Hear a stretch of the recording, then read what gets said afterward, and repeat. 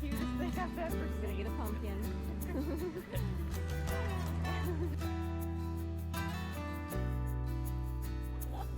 Oh, do we not?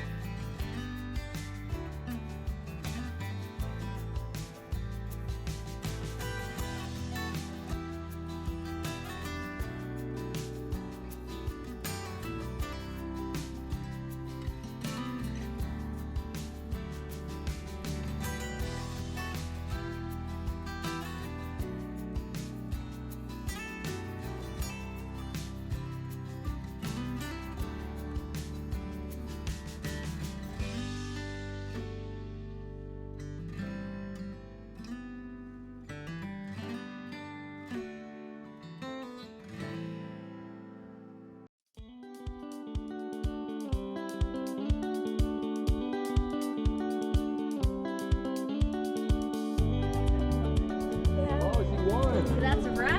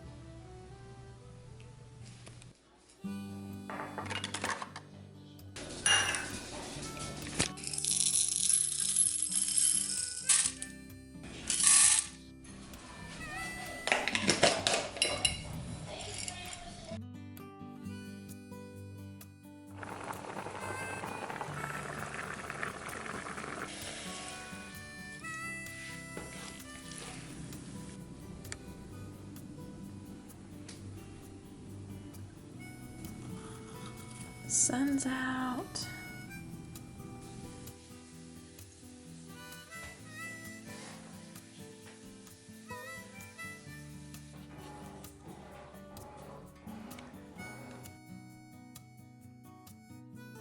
Good morning. Hope you guys are having a beautiful Tuesday, because it is certainly a beautiful Tuesday here in East Tennessee. We had rain over part of the weekend, Sunday, and then yesterday it was cloudy all day long.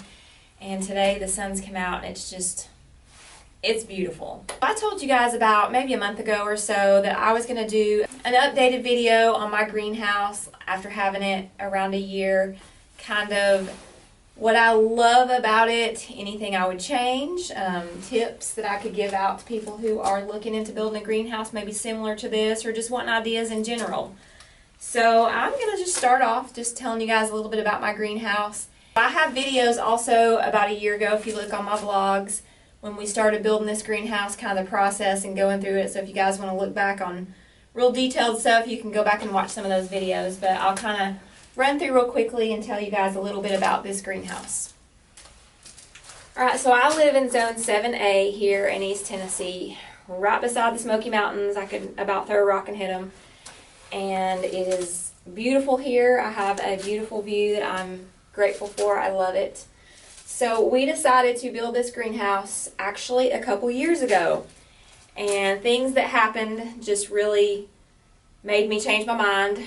We were going through COVID, and supplies were really hard to find, and when you could find them, they were really, really expensive. So I decided it would be best that we wait to an undetermined date. So 2 years came down the road, and it felt like maybe the time was right, so I started looking into doing it again. And the first time we were going to do it was going to be just like a standalone greenhouse out in the yard. Well, the second time come around, I come down here and had an epiphany. We had a chicken coop down here that I wasn't going to be using much anymore because I have one down the hill. So we tore it out. And I come down here and I looked at this space and was just imagining what I could do with it. And light bulb came on. And I went to my husband and begged him and begged him and begged him. And he, being a woodworker on the side, decided he would do that for me. And so I told him exactly kind of what I wanted, and he implemented it because he's awesome like that. And we came up with this. This is not a kit. We really didn't know what we were doing or how we were going to make it happen.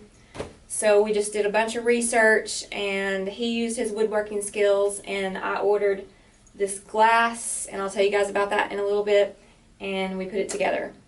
So this wall right here is my basement wall, the exterior, and on the inside of it is a basement that's not heated or cooled, but it stays efficient all year long without having to do that.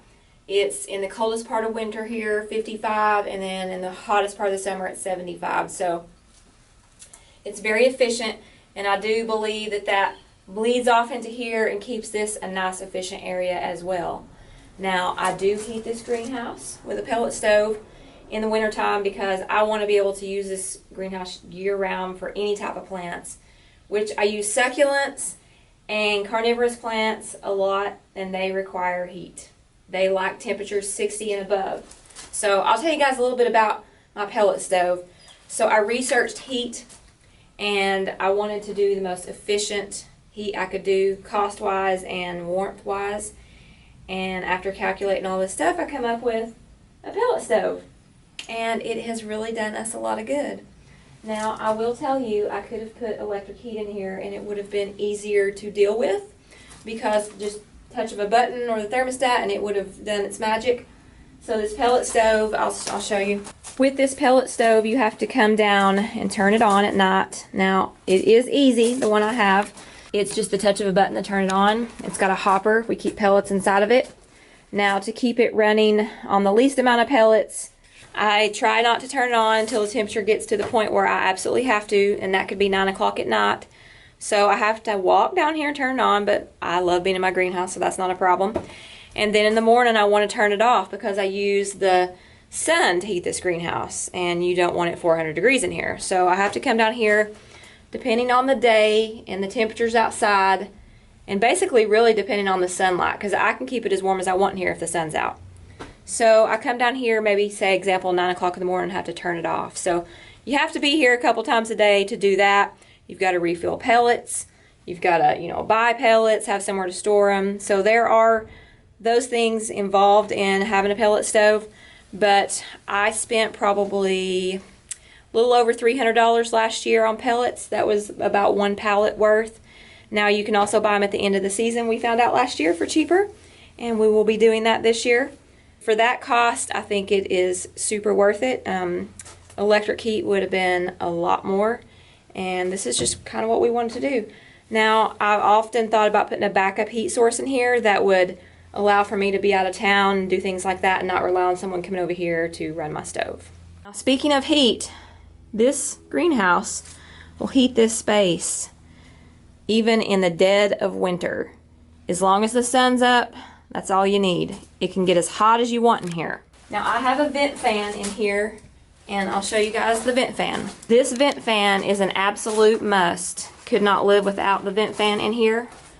And I bought a thermostat to go with it. I can set the temperature in here.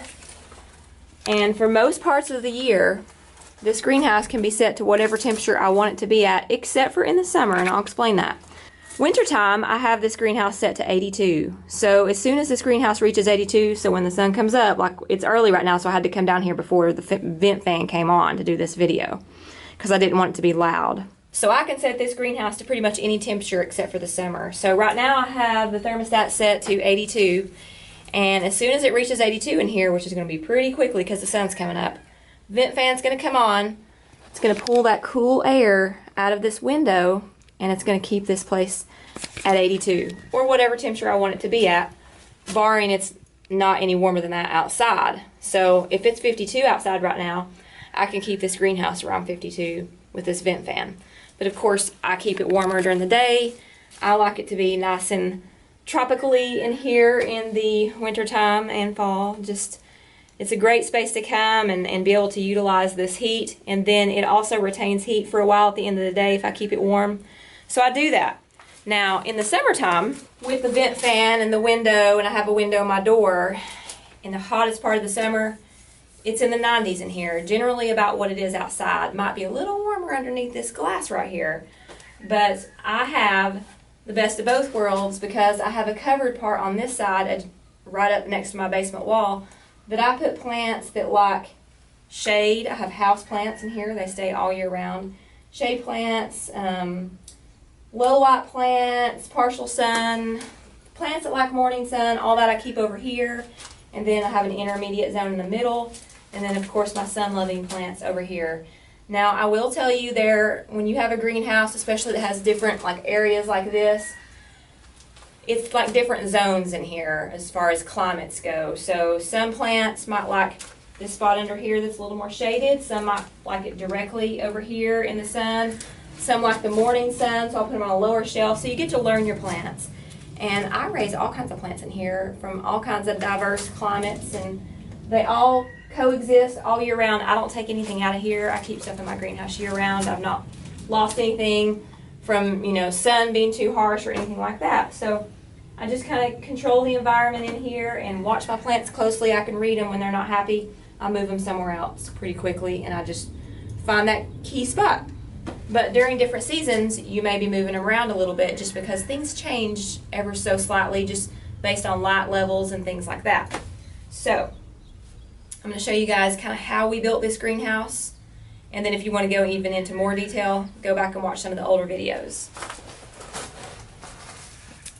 So my goal in here, and what I really, really, really wanted, was clear glass that I could come down here and use this as a room to see out and look in the wintertime and be able to just look at the sky and come down here and it feel like summer and still be able to, you know, watch the stars at night if I wanted to, or snow falling, you know, the leaves, just everything I wanted to be able to see out. They make different materials that you can put up here, like corrugated panels, and they filter light through and they work, I'm sure, just fine. But I wanted this to be really aesthetically pleasing because I do spend a lot of time down here and it's very therapeutic. So I have a 1/4 inch Lexan polycarbonate, and that is what we put in here. We have a local company, a glass company, that was fortunate enough. They live 5 minutes from here, and we contacted them. Now, they don't specialize in greenhouses or anything, but we got together and we figured out how to make this happen. They cut the glass for us after we measured each thing to the exact, because they had like a laser cutter. We went and picked them up. They were numbered, and then my husband used 4x4 posts, and he built channels to put this in, and we caulked it and sealed it in there, and then we put trim, 1x4 trim on the front, and everything worked out perfectly. We haven't had any issues. Maybe we had one little hiccup or two, and we quickly fixed that with, you know, the glass coming down. We had to put another piece in somewhere. So yeah, we got that fixed, but it works out great. I wouldn't change anything. I have a gravel floor, which I love, had no problems with that. Drains well. I have some shade cloth in this little area because I have some stuff that kind of like just a little bit more filtered light, and that works out. My husband built these tables. Now this is just recently new. You could probably see on some of my previous videos. We had a wire shelving rack in here that was like something you could put in a closet. And the thing with that was you couldn't put tons of weight on it. It worked for the first year, but I wanted to start getting planters that were heavy and all kinds of cute stuff and stack it. And my husband, being the woodworker, he said, I'll make you some tables. So we were going to make a big table, but I decided to do small ones that I could move around because I like to move my space around and be able to do different things in here. So I love these. I can put super heavy planters on here full of sand for my succulents and all that. And I've got another one here, and then just a wire rack. So I've got different things I can move around. It's very versatile, not hard for me to move, and I absolutely love it. This area over here, I keep supplemental LED lighting, and I use this for seed starting. I find this is a really good place to start seeds. I start seeds in the winter time. I use these to extend the daylight hours, and it's actually a little cooler spot to start the seeds. And if I put them on the other side, they might, burn up quickly if I'm not down here to make sure they stay watered. So as soon as they reach a little bit of height, I can move them over here to this side to allow for them to grow really good in the sunlight. But I've never had any issue starting seeds over here, so I will be starting some soon just because I like to keep stuff going. And it is a really good spot for that under those lamps. A little seeding area and soil area, which I'm going to be kind of improving, making it a little bit cuter, try to find something to put my soil in, maybe a different chair, and then a countertop. And we've been working in here, so I've kind of got a little bit of mess, but it's always a project going on in here, which I love. And I have a garden bench that my mom gave me, and I'll probably put it back out in my garden because I really loved it out there, and find me something maybe a little bit smaller that I can maybe catty corner in this area. It is a good spot to come sit, and in front of this window it pulls in that cool air, and I can see everything, and I just love it. So inside my basement kind of complements this area. I have like a harvest room. I use it for seed saving. I have preservation tools for the greenhouse. So it complements the greenhouse, and of course the greenhouse complements my flower garden, my pollinator garden, and then down the hill we have 2 other gardens and a chicken coop. So everything kind of works together full circle, and then we use it for food to bring into the house to eat. So everything just kind of works together. And we have firewood over here because I burn a wood stove all winter to conserve energy, and it's super warm, and I just love it. I love seeing the fire. So that is some things we do around here. And that is a lot of things that I put on this YouTube channel. Just I like to share stuff with everybody because I was blessed to have this, so I feel like sharing it with you all is a good thing to do. And so I incorporate all that greenhouse stuff on my vlog, and my flower garden, my gardens down the hill, family stuff, God the center of everything. We have chickens, my husband does woodworking, and then just everyday life in general. Whether it's funny, crazy, busy, quiet, just I try to share that with others and share my faith, and I hope you guys enjoy it. And if you do, just continue to follow my vlogs, and I hope you all have a blessed and wonderful day.